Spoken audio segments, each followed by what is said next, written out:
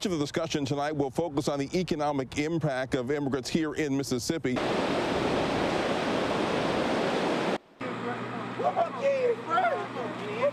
I am getting ready to begin the descent. And we're going to walk through this orange carpet. It's almost like a red carpet for tonight.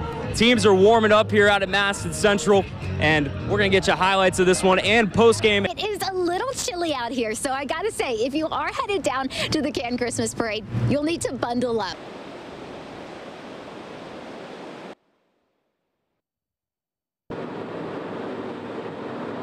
This guy right here had a heck of a lot to do with it. Pearl wins 21-17. This is Tywin Knight. Tywin scored the go-ahead touchdown on the final drive. There's his medal right there.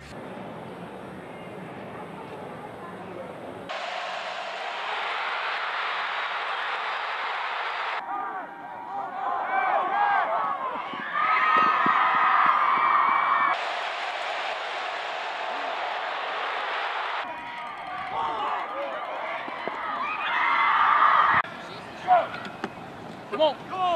Come on.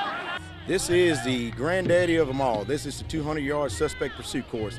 Every obstacle is work-related, it's performance-based, and this is where the competition gets a little tight because they know that they can separate themselves from the other competitors with this course.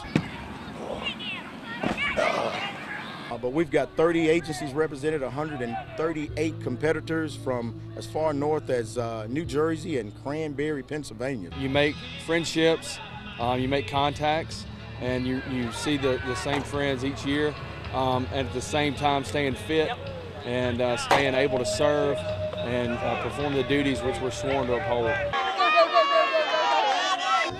We have seen over the past several years, law enforcement officers are quick to resort to deadly force a lot quicker if they're not physically fit. Most of your physically fit officers will gravitate before they go to using deadly force because they know what the capabilities are.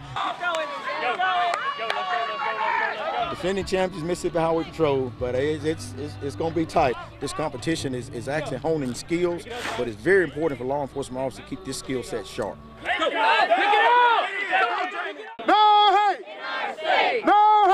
With their signs and voices raised, these protesters let everyone on High Street know how they really feel about President Donald Trump.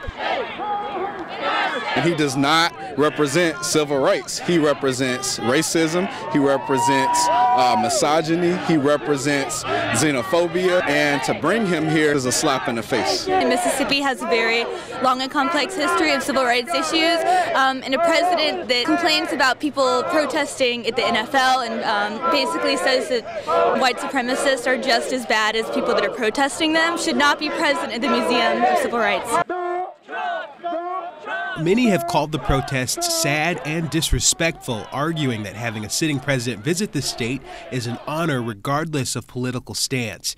These protesters do not agree. I would say that normally that would be true, but he's not a normal president, and we need to not normalize him and continue to protest him and his horrible administration. Am I an American? I've served the military 38 years. And to have a president to do the thing they do, that's just unacceptable. I'm really disheartened at the government. The governor knew better than me. It's a time for everything. And to open up the Civil Rights Museum to bring them in under these conditions, that wasn't the right thing to do. Holy cow. Those were the first words that came out of John Dowdy's mouth when he saw this. Probably the most significant and sophisticated grow that we have seen in the state of Mississippi ever. Thousands and thousands of weed plants found inside a wooded area just outside of Prentice. This is very similar to the cartel grows that we see out west. Dowdy says his office got a tip about a possible marijuana operation in Jefferson Davis County. They spotted the stash from the sky and then moved in. These are just some of the many marijuana plants that we're seeing out here.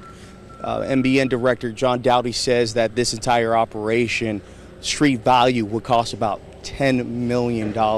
Agents say there is at least 6 acres of plants. They found a camp, an underground bunker, and a swimming pool used for an irrigation system. Obviously, they were knew what they were doing. They were very sophisticated in what they were doing. Agents will now work well into the night to burn the marijuana.